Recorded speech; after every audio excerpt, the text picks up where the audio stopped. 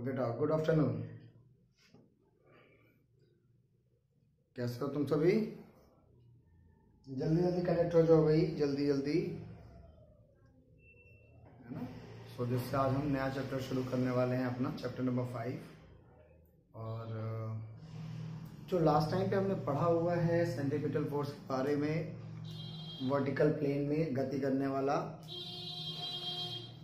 इसके बाद आपका चैप्टर खत्म हो जाता है। वहां पे एक टॉपिक है स्यूडो फोर्स का, छद्म बल का, तो वो हम बाद में कभी डिस्कस करेंगे, ठीक है। तो उसके लिए निश्चिंत रहिए और जल्दी से जुड़ते हैं सभी लोग, तेजी से, है ना। तो अगले टॉपिक पे आज हम बात करेंगे। हमारा अगला चैप्टर शुरू होगा कार्य शक्ति एवं ऊर्जा। कार्य शक्ति एवं ऊर्जा, वर्क, पावर एंड एनर्जी। तो आज हम इस टॉपिक पर बात करने वाले हैं, डिस्कस करने वाले हैं। तो जब तक आप जोड़ेंगे नहीं तब तक हम शुरू नहीं होंगे। तो थोड़ा सा जल्दी जल्दी शुरू होइए भाई सभी लोग। चलो, अगला चैप्टर है हमारा कार्य शक्ति तथा ऊर्जा। अगर इसको हम इंग्लिश में डिफाइन करें तो इसको बोलते हैं वर्क, पावर एंड एनर्जी।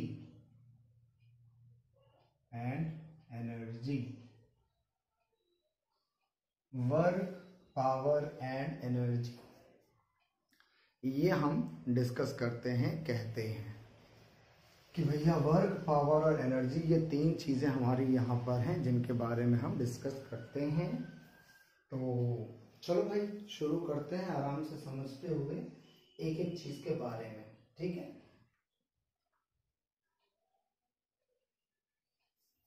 तो आइए देखिए, जुड़ रहे हैं सभी लोग, जल्दी जल्दी जुड़िए, तभी तो शुरू होगा। जल्दी जल्दी जुड़ोगे तभी काम आएगा ना फिर भाई, ठीक।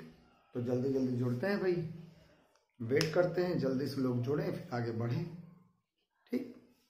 चलिए जुड़िए। चलो, जुड़ गए हैं सभी लोग, उम्मीद करता हूं।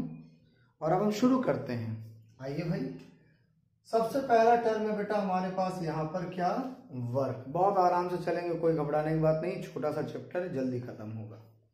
पहला है टॉपिक हमारे पास वर्क, इसको हिंदी में बोलते हैं कार्य, ठीक है। होता क्या है, सामान्य भाषा में अगर हम बात करें, जनरली हम बोलें तो कार्य का मतलब क्या है, बिल्कुल थोड़ा सा समझिएगा ध्यान से। जब किसी वस्तु पर कोई बल लगाया जाता है तो उस वस्तु में विस्थापन होता है। इस चीज को समझिएगा। अगर ये कोई बॉडी है, ये कोई ऑब्जेक्ट है, यहां पे बनाता हूं, जरा ध्यान से समझना, कोई जल्दी नहीं है। ये कोई वस्तु है, इस पर अगर मैं कोई फोर्स लगाता हूं, किसी भी दिशा में लगाता हूं, माना कि क्षैतिज से वो थीटा डिग्री पर लगाया गया, क्षैतिज दिशा से थीटा डिग्री पर लगाया गया, ठीक। तो ऐसी दिशा में जब इस पर देखिए, बल क्या होता है, खिंचाव या धक्का। या तो आप किसी बॉडी को खींचोगे और या तो आप किसी वस्तु पर धक्का दोगे, दो ही कंडीशन बनती है ना, कि तीसरा कुछ और बनता है, बताओ। उठा रहे हैं अगर, तो उठाना भी तो एक प्रकार का धक्का ही हुआ, कि धक्का दिए पड़े हैं, अपने वेट से रोके हुए हैं। तो धक्का या खिंचाव, इसी को बल कहा जाता है। तो चलो अभी थीटा नहीं आता, अभी और छोटे से बात करते हैं, आसान आसान सा। अगर कोई वस्तु आपके पास है, इस वस्तु पर आपने इस दिशा में बल लगाया, ठीक, फोर्स आपने अप्लाई करा।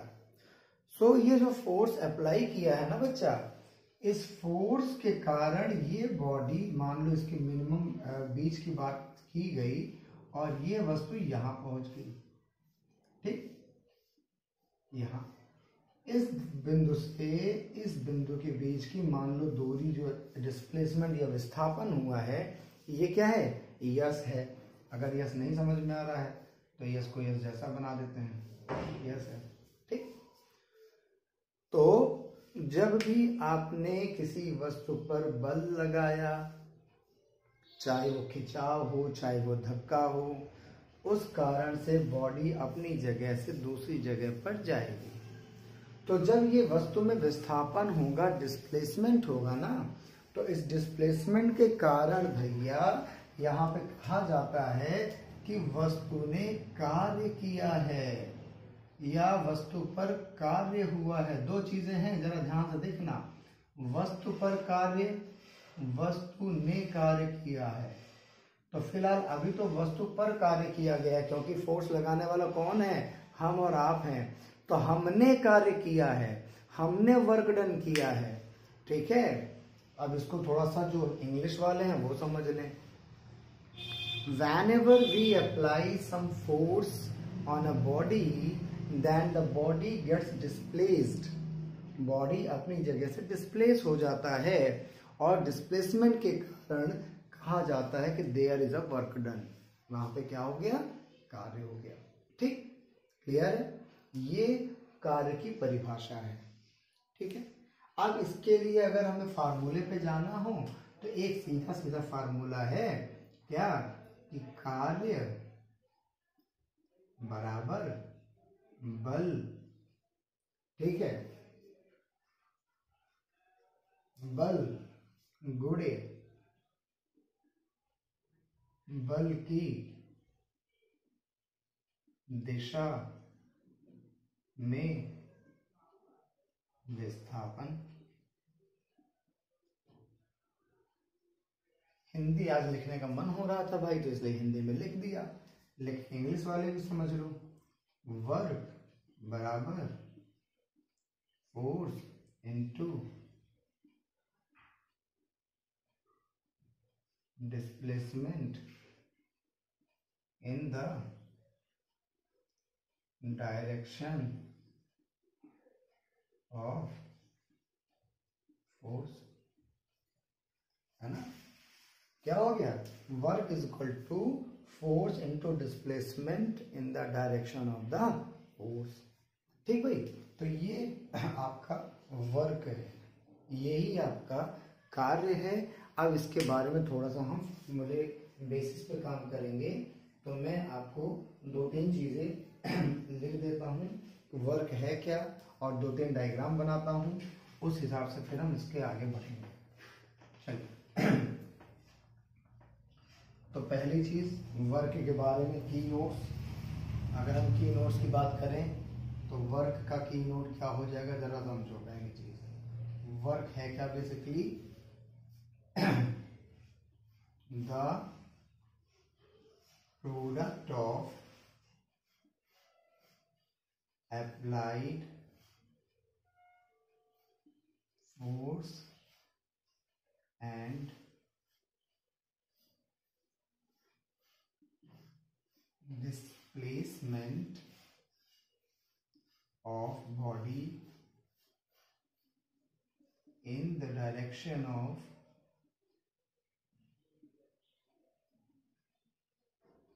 applied force.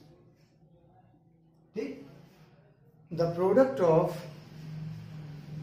applied force and the displacement of the body in the direction of applied force is known as work. That is, mathematically अगर हम बात करें तो W बराबर हो जाएगा F इंटू एस। ठीक, अभी कोई वेक्टर वगैरह नहीं लगा रहे हैं। सेकेंड की note, work is a scalar quantity. कैसी क्वांटिटी है, स्केलर क्वांटिटी है। Third point, unit of work W is newton metre. ठीक। और क्या क्या यूनिट हो सकती हैं, जूल, ठीक। और क्या हो सकती है, ये एमकेएस में आएगा, एमकेएस सिस्टम में। अर्ग, ये सीजीएस सिस्टम में आएगा। अभी हमने पढ़ा था ना फर्स्ट यूनिट में एमकेएस और सीजीएस, ये ठीक है। और किलोग्राम मीटर पर सेकंड स्क्वायर इनटू मीटर लिख सकते हो भाई, तो ये भी एक आ जाएगा क्या, किलोग्राम मीटर स्क्वायर पर सेकंड स्क्वायर। तो ये विभिन्न प्रकार की इकाइयां हैं आपके वर्क की, ठीक है। तो इतनी चीजें वर्क के बारे में आपको जानना चाहिए और जानना पड़ेगा भी। अब यहाँ पे डायग्राम बनाता हूँ और इसको हम समझने की कोशिश करते हैं जितना मैंने आपको यहाँ पे लिखा है। तो पहला डायग्राम मैं आपको ये बना रहा हूँ, अलग अलग डायग्राम बनाएंगे हम, ठीक। ये एक काम करो, थोड़ा सा ब्लैक एंड व्हाइट से रंगीनी भी ले आई जाए, है ना। आज मार्कर की स्याही लेनी है, मार्कर की स्याही अलग वाले कलर हो गई है, कलर वाली खत्म हो गई, ब्लैक वाली तो है मान लीजिए, तो कलर वाली स्याही के लिए आज आना पड़ेगा। चलो देखो, ये ब्लैक वाला जो बॉडी है ना, ये भैया लगाने के बाद यहाँ पहुंच गई, ये नीले वाले कलर में कन्वर्ट हो गया, ठीक। अभी जो फोर्स लगा है बेटा, वो इस पर हॉरिजॉन्टल लगा है, इस तरीके से फोर्स लगा हुआ है, ठीक है, हॉरिजॉन्टल डायरेक्शन में। तो जब फोर्स ऐसा लगा है और बॉडी हमारी इसकी मेन पोजीशन से, इसके मेन पोजीशन बात कर रहे हैं, ये बॉडी यस डिस्टेंस तक ट्रेवल हुई है। कहाँ तक ट्रेवल हुई भाई, यस डिस्टेंस तक ट्रेवल हुई है, ठीक। तो अब यहाँ पर अगर हम बात करें तो अभी हॉरिजॉन्टल है, तो यहाँ पे W वर्क ये हो जाएगा फोर्स जो आपने बल लगाया है गुणे डिस्प्लेसमेंट बॉडी जितनी दूर तक विस्थापित हुई है, ठीक है। तो ये हो जाएगा F इंटू एस, एक इक्वेशन ये बना सकते हैं, ठीक। यहाँ पर ये एक रिजिड सरफेस है, ये ध्यान रखना, जिस पर बॉडी रखी गई है, फ्रैक्शनलेस सरफेस नहीं है, स्लाइड कर जाएगा, कोई बात नहीं, ठीक। अब यदि इसी में कहा जाए कि सर ये तो हॉरिजॉन्टल फोर्स था, अगर हम किसी एंगल पर फोर्स लगाएं तब क्या होगा, है ना। अगर हम किसी एक पर्टिकुलर एंगल पर फोर्स लगाएं तब क्या होगा, तो देखो भाई तब की कहानी भी देख लो।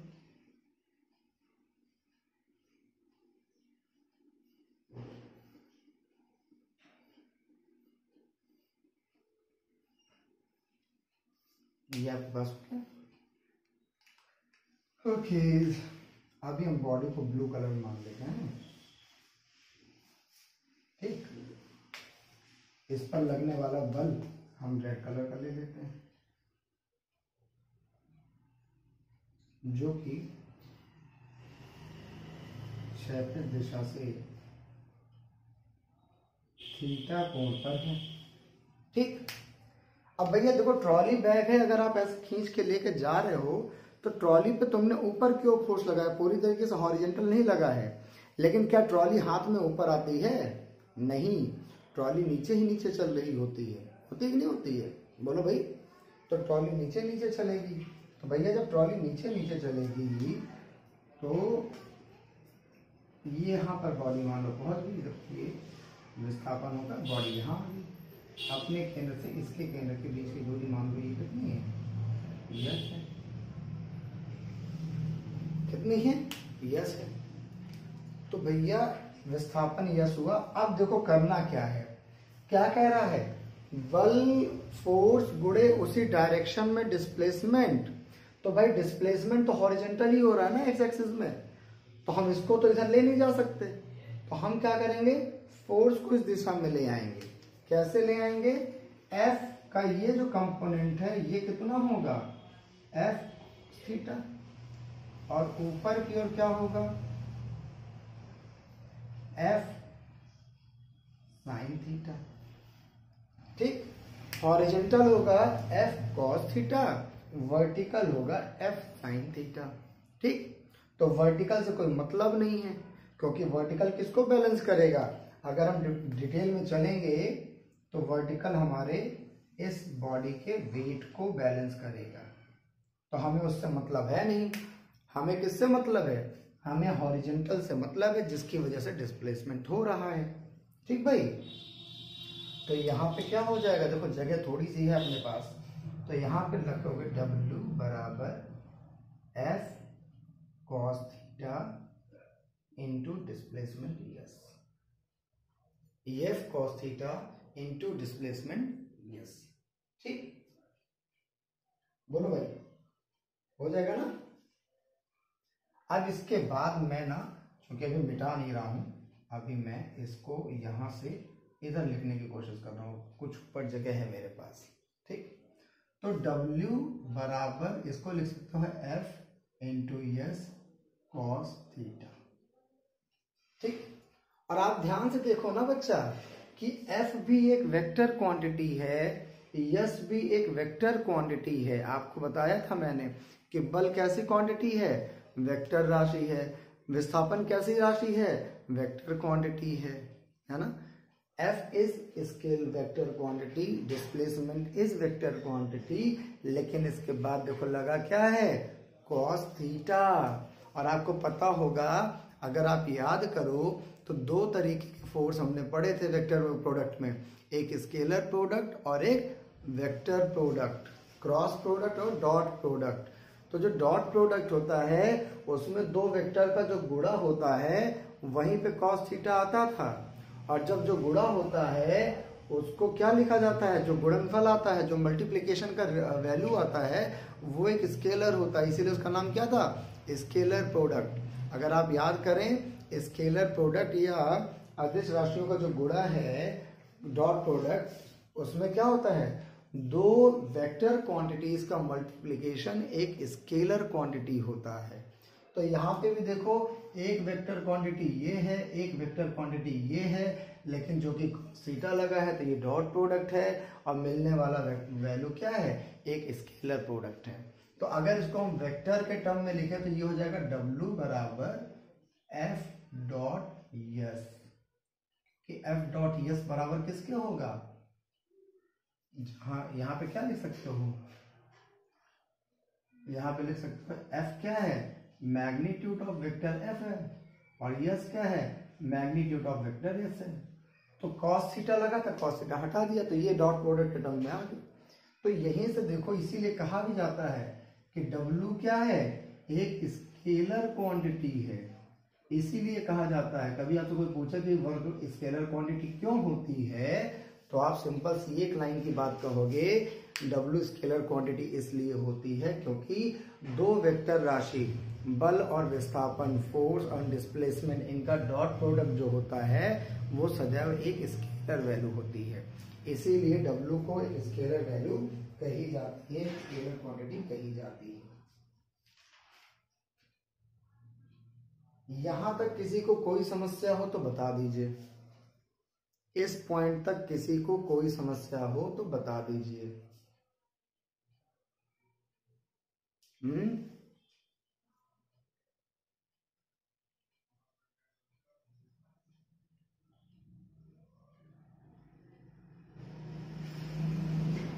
इस पॉइंट तक किसी को कहीं कोई समस्या है भाई? जल्दी बोलो, किसी को कोई समस्या हो तो मुझसे पूछ सकते हो, बिल्कुल निश्चिंत होकर पूछिए। आप एक बार फिर से समझ लीजिए, वर्ग क्या है?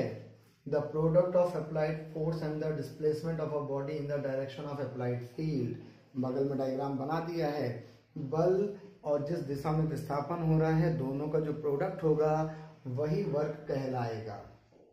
ठीक, क्योंकि यहाँ पर थीटा नहीं था, 0 था, तो कॉस थीटा का मान 1 होता है, इसलिए हमने सिंपली एफ डॉट एस लिख दिया। लेकिन यदि बल किसी दिशा में लगेगा तो उसका हम वो डायरेक्शन ढूंढेंगे, चाहे बल का चाहे विस्थापन का। तो हमने बल का ढूंढ दिया, जिस दिशा में विस्थापन हो रहा है उसी दिशा में बल को भी दिखा दिया, तो एफ का हॉरिजॉन्टल कंपोनेंट आ गया एफ कॉस थीटा। ठीक, तो ऐसे केस में बल हो जाएगा F cos theta into yes F S cos theta.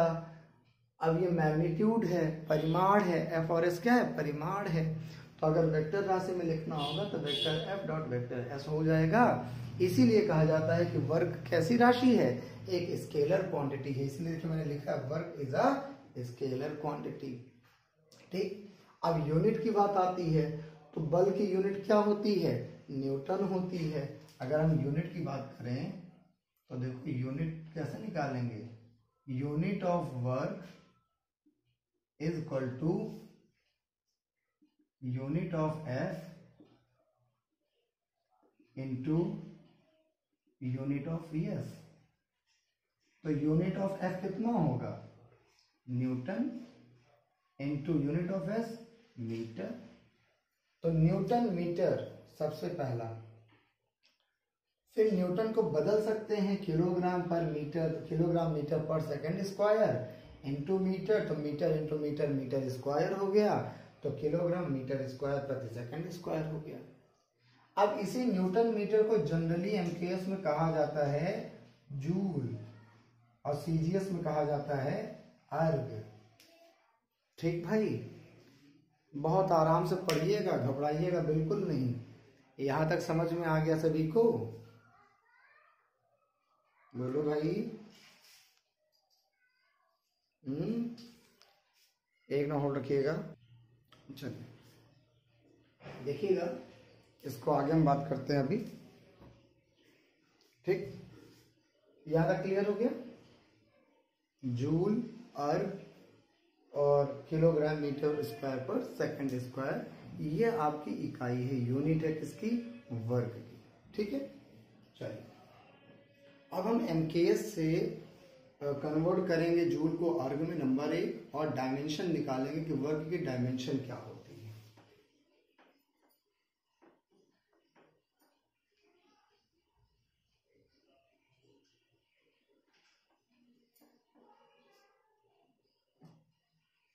ठीक है, तो पहला हमारे पास है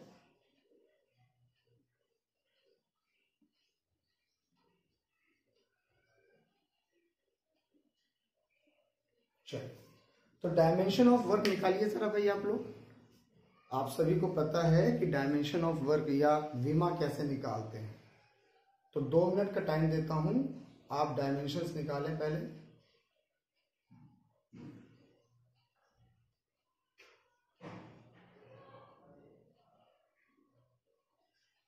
ट्राई करिए, आएगा, मुझे पता है डायमेंशन आपसे आ जाएगा, कोई दिक्कत नहीं है।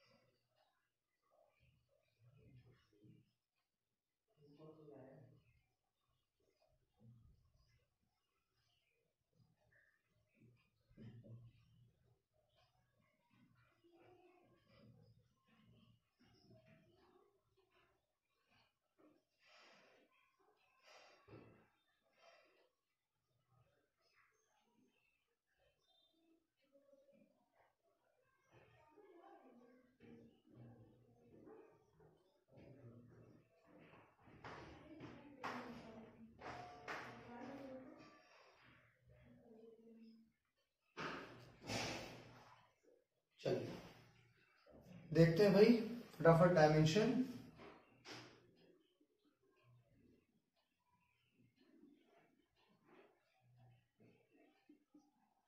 ये हो जाएगा डायमेंशन ऑफ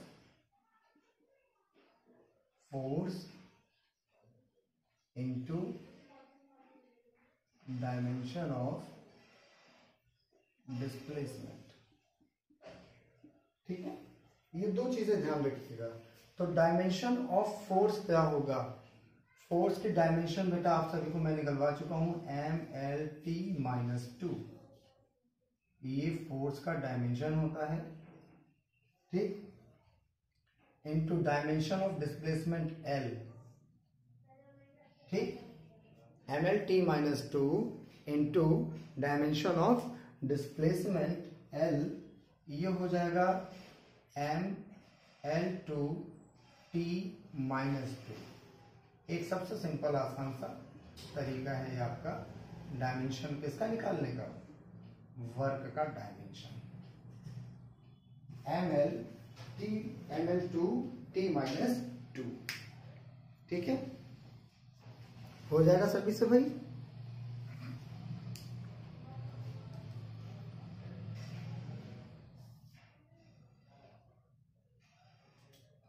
देख लीजिए, कहीं किसी कोई समस्या पूछ लीजिए।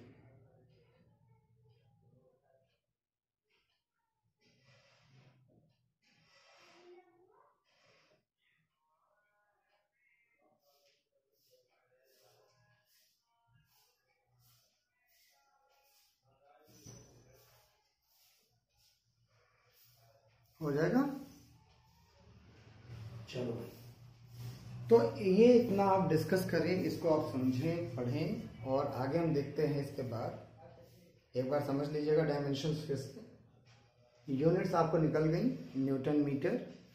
डायमेंशन के लिए क्या करेंगे, डायमेंशन ऑफ फोर्स लिखेंगे इनटू डायमेंशन ऑफ डिस्प्लेसमेंट लिखेंगे। ठीक, डायमेंशन ऑफ फोर्स होगा ml2 t minus 2, ml t minus 2, और dimension of displacement L ml2 t minus 2। ये क्या हो गया, डायमेंशन हो गई किसकी, W की। W बोले तो वर्क।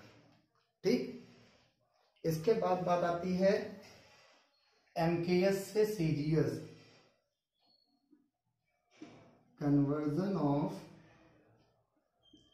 जूल इनटू अर्ग,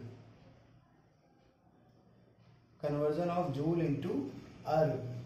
चलिए, आपको पता है कि 1 जूल बराबर होता है 1 किलोग्राम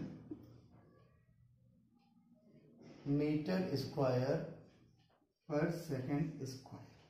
ठीक, तो अगर इसको हम लिखना चाहें किलोग्राम को, तो लिख सकते हैं 1000 ग्राम, क्योंकि सीजीएस में ग्राम होता है मास का, इनटू मीटर को लिख सकते हैं 100। देखिए, फिर से देखिएगा, 1 किलोग्राम को 1000 ग्राम, गुणे मीटर को 100 सेंटीमीटर, गुणे मीटर स्क्वायर है तो फिर से 100 सेंटीमीटर अपॉन सेकंड स्क्वायर।